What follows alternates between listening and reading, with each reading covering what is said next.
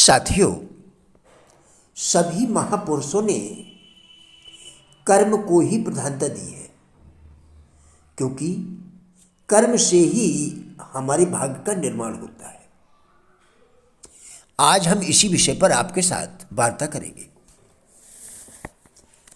भाग्य कुछ और नहीं बल्कि अतीत में या वर्तमान में हमारे द्वारा किए गए कार्यों की ही अभिव्यक्ति है।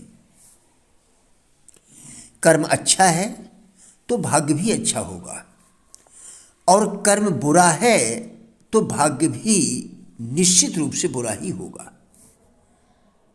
क्योंकि कर्म ही भाग्य के रूप में परिणत होता है। कर्म यदि बीज है तो भाग्य उस बीज से प्रकट हुआ वृक्ष है। जिस प्रकार बबूल का बीज बोने से आम पैदा नहीं हो सकता, ठीक उसी प्रकार बुरे कर्मों से अच्छा भाग्य नहीं बन सकता। भाग्य हमारे कर्मों की छाया है, हमारे कर्मों का प्रतिबिंब है, हमारे कर्मों का प्रतिफल है। जहाँ पौरुष है, पुरुषार्थ है, दृढ़ इच्छा शक्ति है, प्रचंड मनोबल है, आत्मबल है, वहीं विजय भी है, वहीं जीत है, वहीं सफलता है, वहीं जय जयकार है। और जहाँ आलस्य है, अकर्मण्यता है, प्रमाद है, वहीं पर हार है, वहीं असफलता है। इसलिए हमारे शास्त्रों ने कर्म को ही, पुरुषार्थ करने को ही महत्वपूर्ण माना है। ऋग्वेद में कहा गया है, इस विशाल संसार में प्रयत्न करो, सौभाग्यशाली बनने के लिए पुरुषार्थ करो। परिश्रम किए बिना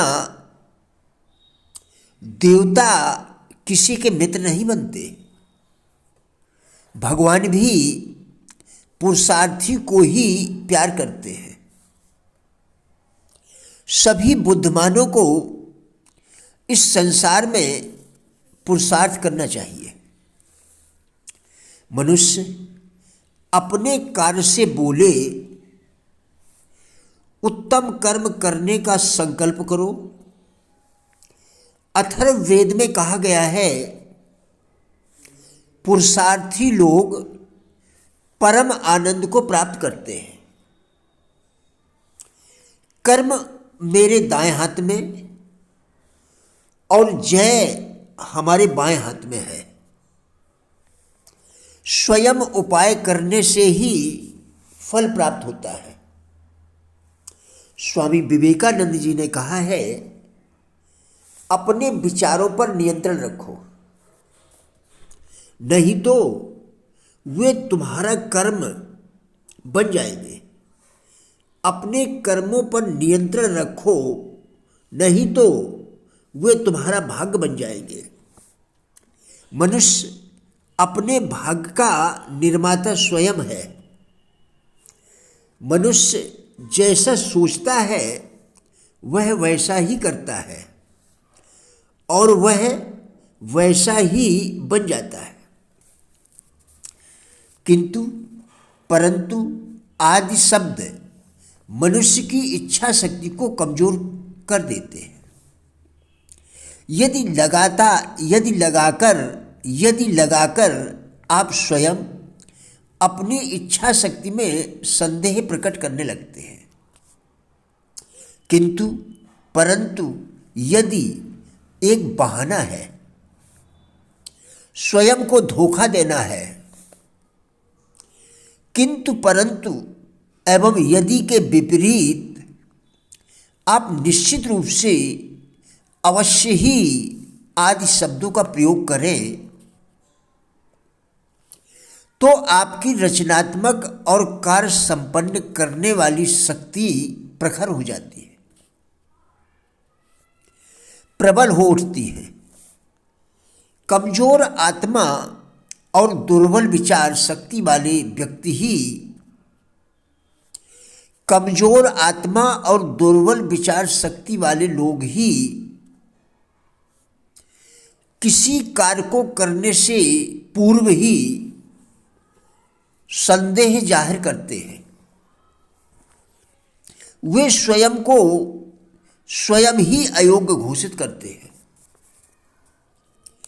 अपने आप को सुझाव देना, पूर्ण उत्साह में भरकर स्वयं से बातचीत करना, यही एक ऐसा उपाय है जिसके द्वारा मनुष्य अपने अर्धचेतन मन में छिपी हुई शक्तियों को जागृत कर सकता है।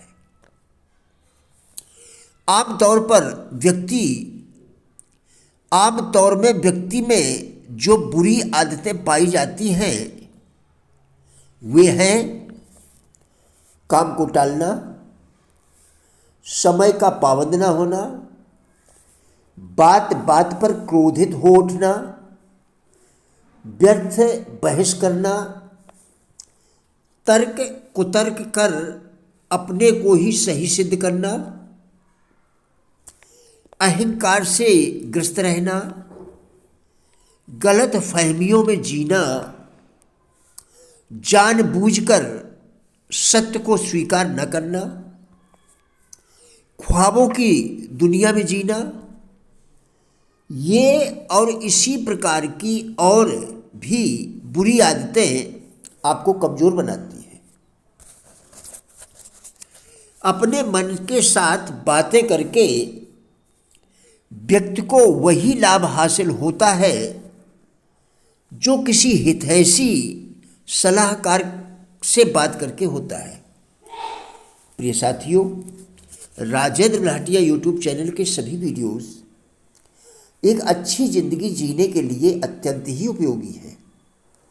हमारा विश्वास है कि इस चैनल के सभी वीडियोस आपको ज़रूर अच्छे लगेंगे। कृपया चैनल को सब्सक्राइब करें जिससे इसी प्रकार के और भी वीडियोस आप लगातार देखकर